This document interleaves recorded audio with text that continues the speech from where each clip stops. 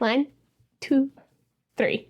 Hi, my name is Bethany. And I'm Brandon, and we are Fussy Meeple. Very fussy. We are going over our TokenCon video today. Yes. So we went up to Oklahoma City to go to TokenCon. Mhm. They had a few hundred more attendees than last year. This was our first year going to their new venue, which they started up last year. Yes. It was a great setup. Whenever you walk in downstairs, to your right was the quiet play area, to your left was the exhibitors. And upstairs was just all sorts of playroom areas to include your play-to-win games, which we won one of those. We did. As well as some of your other panel areas. Yes. So we had a blast. It was a lot of fun. Exhausting. There was a little bit of drama through wildfires and tensions. Yes. But other than that, it was very fun. Yeah. So with this video, we're going to be going over our time there, which games we found. All of the games we brought home with us. Yeah, there's a nice little stack over here by Beppy. It's taller than me. But first and foremost, one thing I do want to bring up, Dragon Roast Coffee was probably one of my top one of my favorite vendors there. Yep. Yes. Very cool dude. Yes. We came home with 2 bags of whole roasted coffee beans, which did not end up on our table, but we will be talking about them again in the future. And 2 of their coffee cups. And their coffee is absolutely amazing. It tastes great. I was about to say, which flavor have we tried so far? We have tried Barbarian, which is the one that I chose. It's a dark roast with like hints of cinnamon and mocha. And Brandon chose Necromancer, which is another dark roast coffee, but we have not tasted that one yet. Right, and all of his coffees, he runs the business majority from even the making of the coffee beans down to the selling. Yes. Each one is a different class from your D&D-esque games. Yeah. And the flavor profiles somehow seem to fit the class that he designates to them. Yes, they are very, very good. He was the only vendor that was outside of the board game realm that we really enjoyed our time with. We did get to meet. Yeah, I was about to say we got to meet up with a few more. One game we do not have, only because it's not coming yet. Absurdist Productions, White Rabbit. That was a game we could not. Yes. That was a game we could not find time to play, but whenever it comes to Absurdist Productions, I have truly enjoyed their games before. The main one currently is Paleo Vet. Glad to see they're doing great things. But I'm going to let Bethany pick the first game she's going to show off. We're just going to start from the top. With those 4? Yes, with these 4. From, who made these? Envyborn Games. So these are their series of tiny games, and they also came with a fanny pack that they all fit into. And they are meant to be quick play games. We have looked at a couple of them. We've opened up 2 of them. We've opened up Defrag and Sirens. Both of them seem really cool. I haven't gotten into the other 2 yet, but they are perfect little just travel size quick plays. The other 2 are 16 Candies and Confusing Lands. Yes. These are a series of games. They're not necessarily tied in together. No, but they are numbered. I was about to say, you are a collector. To appease the collection side, they are numbered 1, 2, 3, 4. They do have more coming out. Yep. But that is what we were able to grab from Envyborn Games. Pack, which didn't make it over to the table either. Nope, that's fine. All right. You don't need to show them our bright green fan or blue pink fanny pack. One of the colors. It's hot pink fanny pack. All right, next up is Xylotar. This was one of the play-to-win games. We did not win it, so we bought it. Yeah. It is a music-themed trick-taking game. You are this panda bear. Oh, no. You are not the panda bear. You have found the schematics for the Xylotar that the panda bear has created. And you're trying to create your own Xylotar. This was what, one of the first games we played with our buddies while we were up there outside of game night? Yes. And I immediately bought it after we played it, I think. I don't even think we waited for the play to win. I bought it. Yeah, no, this was a great one. We really enjoyed it. It maybe takes like 20, 30 minutes Yeah. to play. I was about Nice, to say. quick little, very basic trick-taking game. Like if you got people who have never played a trick-taking game before, that's a good intro to trick-taking games. It's very interesting because you stack your cards, the deck of cards that you Yes. receive from lowest to largest numerical value, and then you pass it off to your left, Yeah. and then you got to And lay out they your don't cards. look at them. They Right. just lay them out in the order that you stacked them. So you know the person to your left, what cards they Yes. have.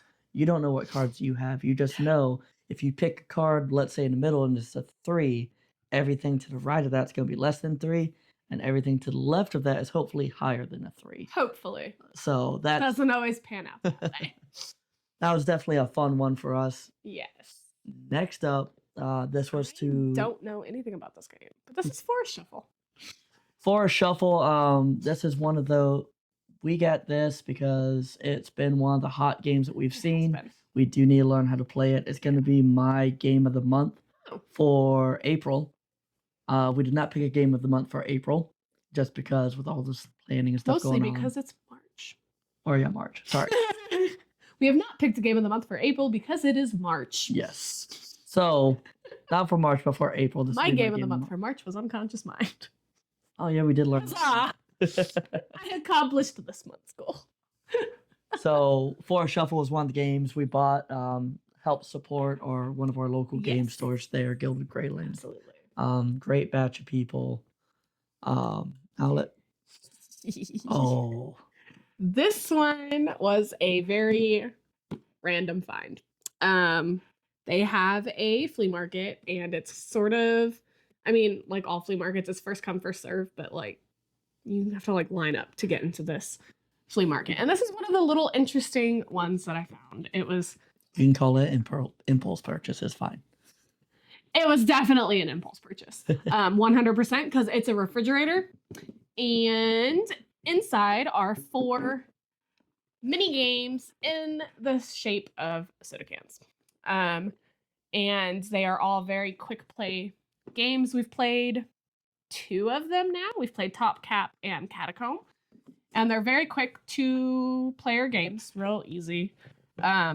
And yeah, we got it for like $15. We haven't played the other 2 games yet, but even if I only ever play those 2 games, it was well worth the $15. This was a game from Thundergriff Games. We did post. We did post a story about this one. We did because it was very intriguing. All What's up next? You can talk about this one because I know nothing about it. I was about to say this. I don't know anything about. It's from North Star Games Most Wanted.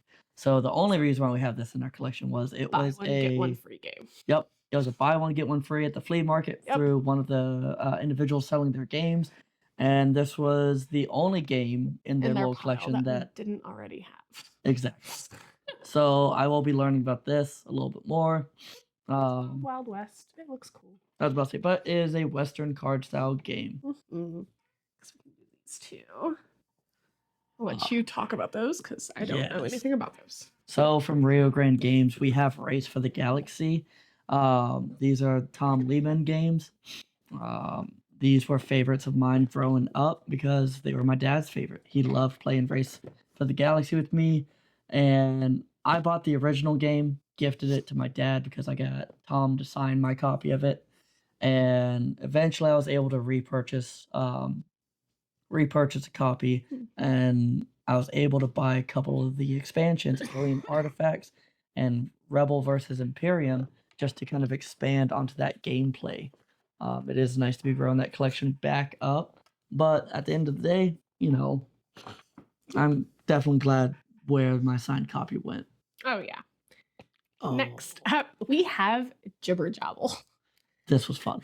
This was one of the last games I think we played at TokenCon, and we had entered into a raffle or a drawing to win a copy of it. We didn't end up winning it, so we went and purchased it. And basically, it is if you are the Gibber, I think, You're either the gibber or the jabbler.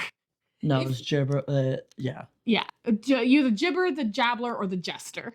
Yeah. If you are the gibber, you are trying to figure out what Gibber. the code word is. The jabblers are trying to help you figure out that code word, and the jester is trying to mess you up. You don't know who the jester is, though. This game was a lot of fun. We played it with like 7 people? At the highest count, yeah, I think. Yeah, I think we played with like 7 people. You can play with as many people as you want. But we played it with 7, and it was really fun. If you don't know how to spell, that might be a challenge. But right, it was a lot of fun. The way this game works, so you have a card, the gibber picks a number. On that card, you're gonna have like 1, 2, 3, 4, 5. If they pick 4, and the number 4 is vacation. Yeah. You have to think of a word that makes you think of vacation. Now you can't say that word, and you cannot communicate with the other teammates. Your teammates, right? On the what other word jabblers. you're thinking of. So for us, I think they were trying to think of road trip, and so they start off with R, and then it goes on to the next person, and they gotta try to figure out, okay, R, what is he thinking? Oh, maybe road trip. Oh, and the next person A. Right. You're spelling words out related to the code word, but you don't know what the first person who started spelling the word is thinking. The word is, because again, there's no communication other than saying these letters. Yep. You only get 3 hints, or as in 3 words can be spelled out to you. And the gibber only has 2 guesses. So that's, and I did get my vacation one correct, by the way. That's gibber jabble. The words that y'all did were trip and hotel and Disney. Well, it was supposed to be Disney. It turned into something else. Yeah. But I know it was supposed to be Disney. Let's leave that. Yeah, we're gonna do that with Clockwork Carnival. Yep. Okay. Next up, we have Summer Camp. This is the one that I bought, and we got Most Wanted for free. Yep. I don't know a whole lot about this game, but it looked really pretty. So Summer Camp is kind of that Parks-esque camping style game. Oh yeah, great. I put the lid on wrong.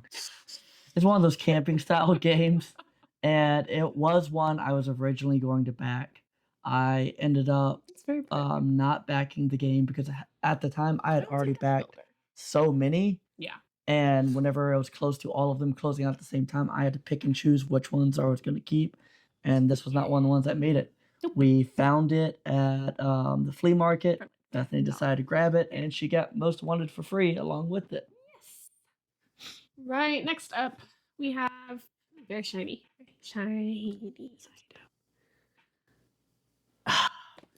Shiny item. They can't tell it's too shiny anyway. We got Lord of the Rings, Fellowship of the Ring. Trick-taking game. This has kind of been another one of those hot style games. It has been very hot lately. We also got the promo pack for it. I don't have the in there? sleeve. Yeah, it's in here. I put it in here. Put it out. We got the promo packs with it. Yes. Through Gilded Greyland once again. I love trick-taking games. So trick-taking games is one of Bethany's favorites. It's not his favorite, but I enjoy a trick-taking game. Right. So that was another purchase. Yes. What's up next? We're going to do Clockwork Carnival and Tasty Humans together. So I know these guys were together, but is it the same studio? This was Rat Racing. Pangea. Okay. So they are not from the same studio, but they are friends. And they had the same booth together. And they work together. So, yes. I think it's the same designer. So we have Tasty Humans, It might be. which is a game. You have your board, and you're trying to match up. It's kind of like a Tetris style almost, where as you eat, they drop down, and you're trying to build the same patterns on your goal to collect. We've not tried this one out. This was to help support them. It did look interesting, and we were running out of time because we didn't find this booth until the last day. The very last day.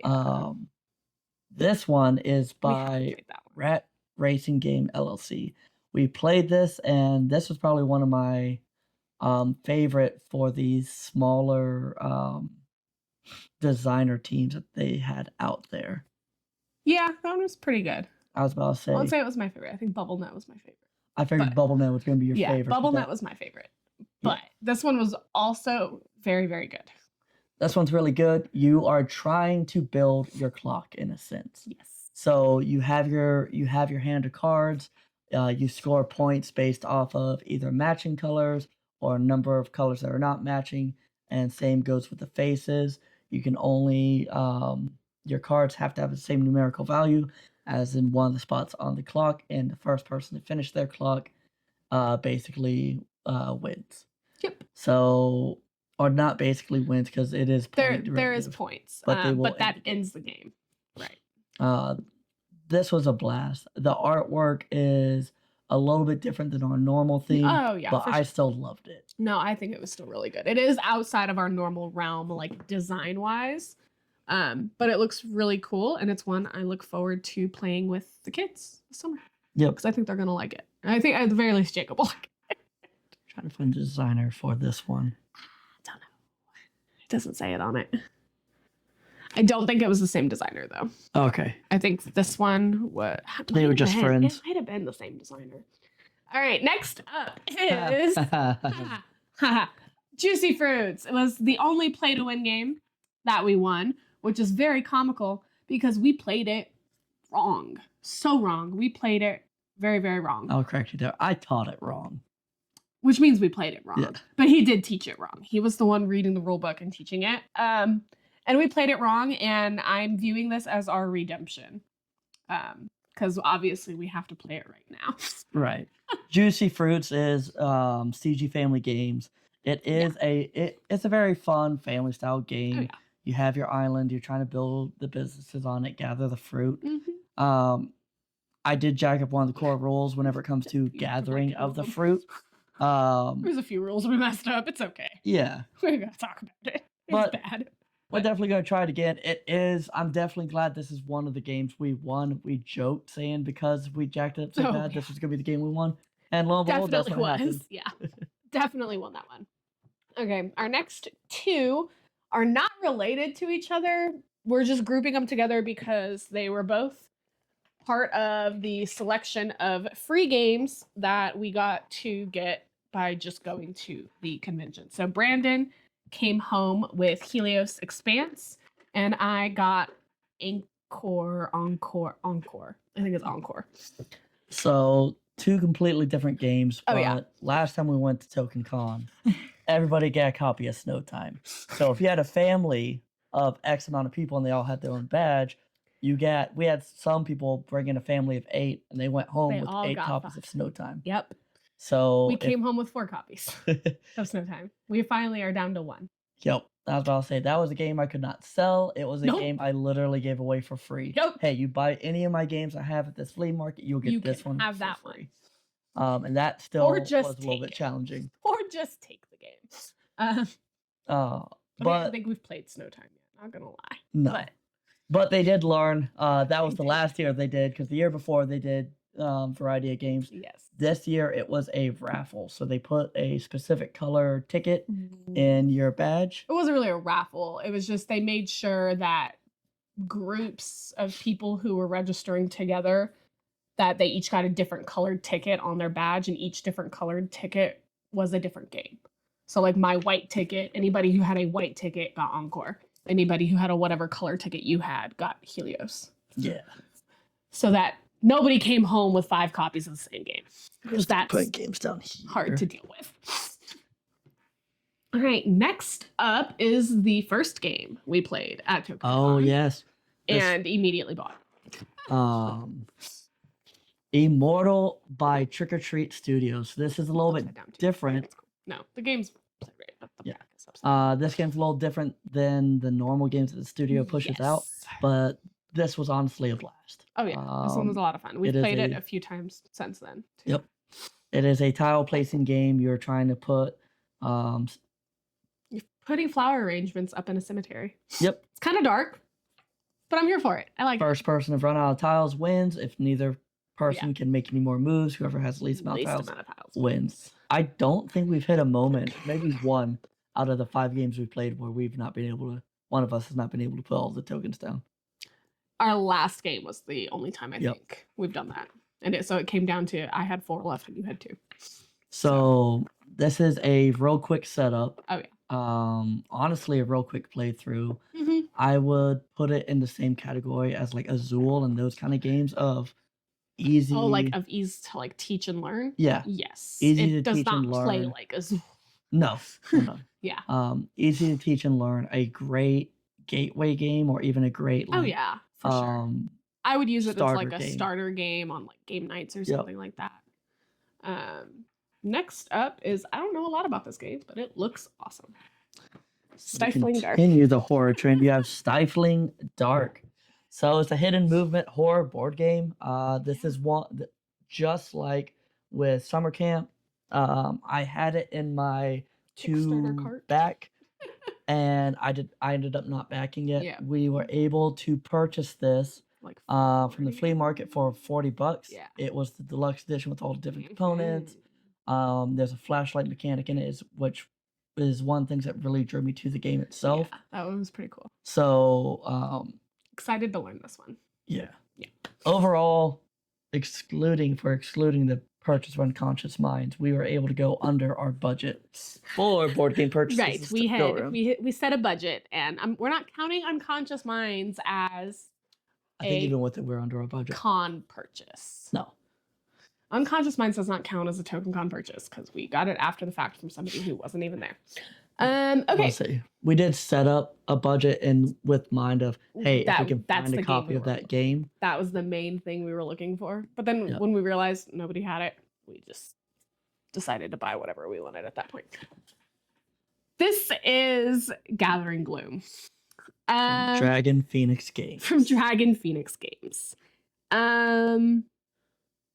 Again, it's not quite the artwork and style or design that we normally go for, but in this game, it is a cooperative game, and you are playing monsters in this town, and you're part of the Charming family, and the Charming family is a family of monsters, and they own the mortuary and the cemetery in town, and you are trying to not get run out of town by villagers.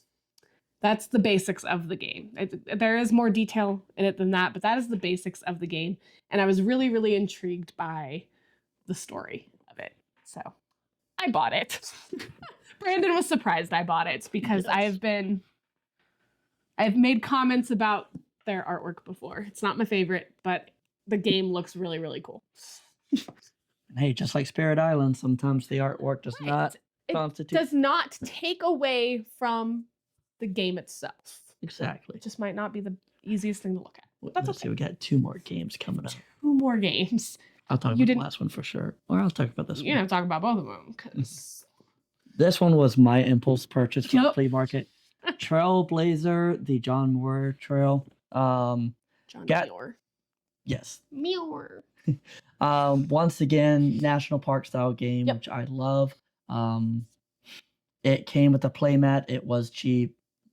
So I decided to get it.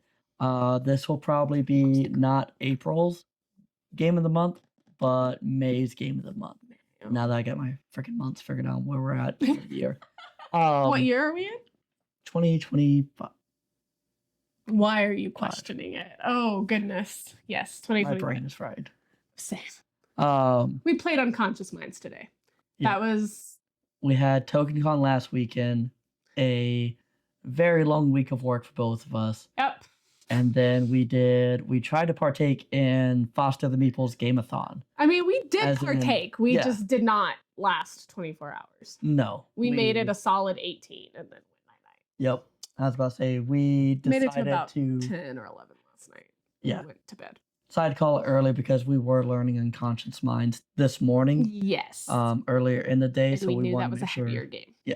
And we wanted to be awake for it. Exactly. Which I'm super excited because I want to do a solo playthrough of that game. Yes. I don't know if we'll film it or not, but I want to play it. I suggest doing that. Yeah? Yeah. Well, I'm going to film a solo playthrough of Unconscious Minds because I really, really loved the game. And I had a lot of fun. Last but not least. I still don't know how I feel about this game. I'm not going to lie. Mantle of the Keeper. This really cool. is by Strongbox Games. It is a skirmish style game. You have... I got my butt kicked in less than 10 minutes yesterday. So You have 6 different characters, all with their different abilities and different perks. Um, you have a arena setup of 4 tiles, which can vary, and not With only different sense of obstacles and the stuff. maps, but yeah, the obstacles as Mhm. well. I played it at TokenCon and I loved it. Purchased the deluxe edition with the expansions, brought it home, played it with Bethany, and she didn't have the best first game of it because I chose one of the, I'd like to say, more overpowered characters, while she So chose one of the beginner characters without noticing right. or So realizing it. and I think that's what the issue was, and I'm looking forward to playing it again with a non-beginner-esque character. Or maybe having them be more even out. Oh, right. Or both of us playing, because there are 2 easier characters in the game, Gray the Nomad and Velia the Assassin. So I played the Assassin because that's my normal, like, go-to character type. And lo and behold, her difficulty level was like a 2. And she did not have a whole, and also my card draws were just not keeping up with him very much. And he played Kyra the artificer.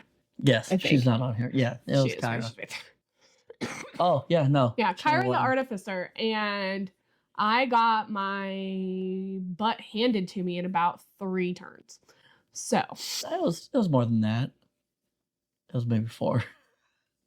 No, like I said, it was definitely it was unbalanced. But I do think it was because I was playing with one of the beginner, easier characters, and he was playing with a more complex character. So I think if we played characters on the same level, it would be way more balanced. This is a but game it was fun. That's Dice Throne-esque in the sense of how you play the cards and how you build up, how you have an HP tracker and your favor tracker. Yeah. Which is kind of, you can spend your favor to do things.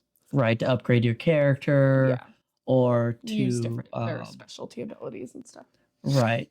Still a lot of fun because what it super brings to the table that Dice Throne couldn't is there's movement involved, there's obstacles involved. So it's not just a let me roll the dice, attack. Yeah. Gets exactly. You teleported over to me and then built a turret next to me. Yep. And then just shot me with it. Easily one of my top 3 that I played at TokenCon. Yes. We played plenty of games while we were there.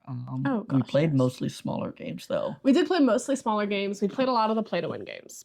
Yep. So some of the games that we purchased at TokenCon that are not yet here. Oh. Yeah. BubbleNet? BubbleNet. By? I don't know who it's by. I don't remember. But in BubbleNet, you are playing as a pod of whales trying to eat your fishies. And it's a very relaxing game. It's by Dreyer Inc. There we go. It was fun. We got to sit down and play it with the designers, and that was a blast. And it was a lot of fun. And it was one I'd been seeing pop up on my socials for like, oh, back now. So we finally backed it. Yep.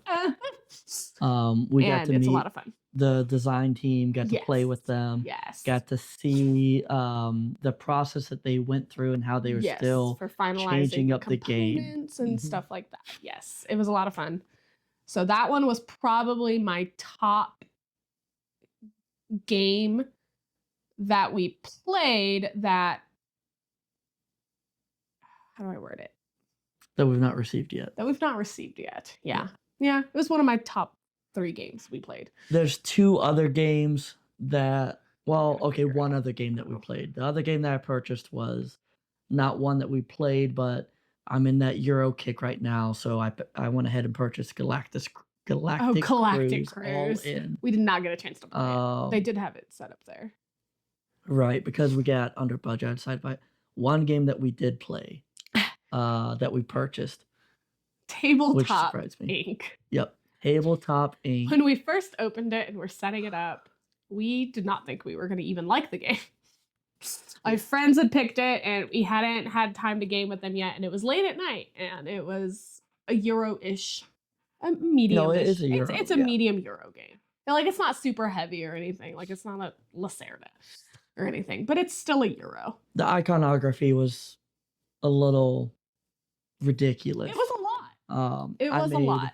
comments because basically in the game you're a bunch of it's not meeple, it's Mumins. Mumins. It It's was humans and Mumins. the human war. Yep. But basically the point of the game is you are a board game company and you are designing board games. And they did make their board game companies based off of actual board game designers and companies. Yes. Which was really cool. Different names, obviously, like Rockmare or something like that. Oh yeah, Rockmare Games instead of Stonemaier Games. Yeah. Some funny humor in it. Yes. Whenever you first open it up, it looks like they. Oh, I was A Girl Games instead of Z-Man Games. Yeah. It looked like they reached out to all the different companies and said, "Hey, what leftover pieces what components do you have that you don't need anymore? Please send them to us." We had easels and dice and metal coins, and not that we were using dice. There were no dice in the actual game mechanics, by the way. No, there were. You didn't roll dice for anything. No, you don't roll dice, but you use them. Exactly. But you used them as a component in your game you were building. So with it being late and everything like that, we were not mentally enthused prepared. about it. We were not mentally prepared for a Euro game at 9:00 at night. Yeah.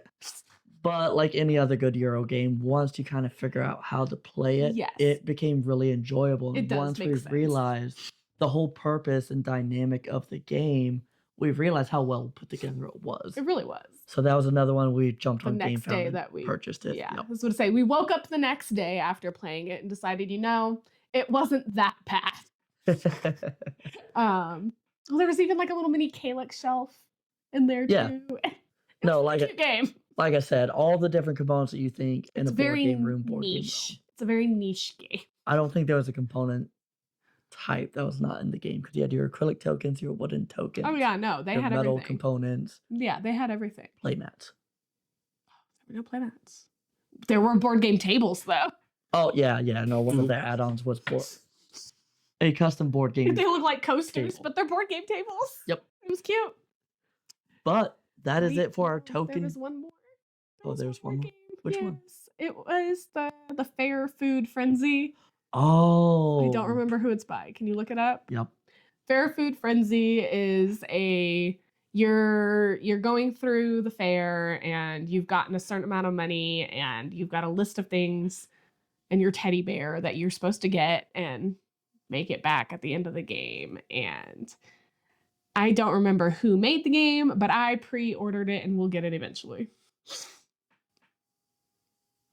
We don't know who made the game. Neither does BGG. Salamander Games. That's what I'll say. Figured it out. Salamander. That is one I think I got to play 2 years ago, whenever it was still before the Kickstarter even. Prototype. Which game did we play from them? What game were they showcasing to us? That one. That's the one that they were showcasing. They were getting ready to launch their hot dog. Okay, that's what I'm thinking of. Yep. Right, they're getting ready to launch another one. But Fair Food Frenzy was the one they were showcasing there, and that's the one I bought. I pre-ordered it, and then they are getting ready to launch another one about hot dog stands or ballpark hot dogs. Yeah. I don't remember the name of it. So that's another one we ordered that we're going to be waiting on. Yes. We understand that maybe a month or two. Oh, yeah, for sure. But it'll get here when it gets here. Yep. We're still in the safe territory of if we order games, even if we kickstart games, they should get here before we have to leave. Starting to get close to that realm of. We're getting close. Yeah, any big board game now we got to kind of think that through when we put in a shipping address, because I don't know when we're leaving Texas, but the sooner the better. Honestly, you're not wrong. But that is it for our TokenCon wrap up for 2025. How many games did we say we ended 26. up getting? 26 games that we physically brought home with us. Yes. And then a few more that have not made it to us yet. Which, if we include just the ones we brought home, we are sitting at over 600 games now officially. Wait, what? Yeah. Oh yeah, we're at 601. Yep. But But that is it. We will be doing another similar video after BGG-Con. That's in May. Yeah, that's in There'll be May. more videos before that. Yes. But yeah, that's it. See you guys later. Bye. Bye.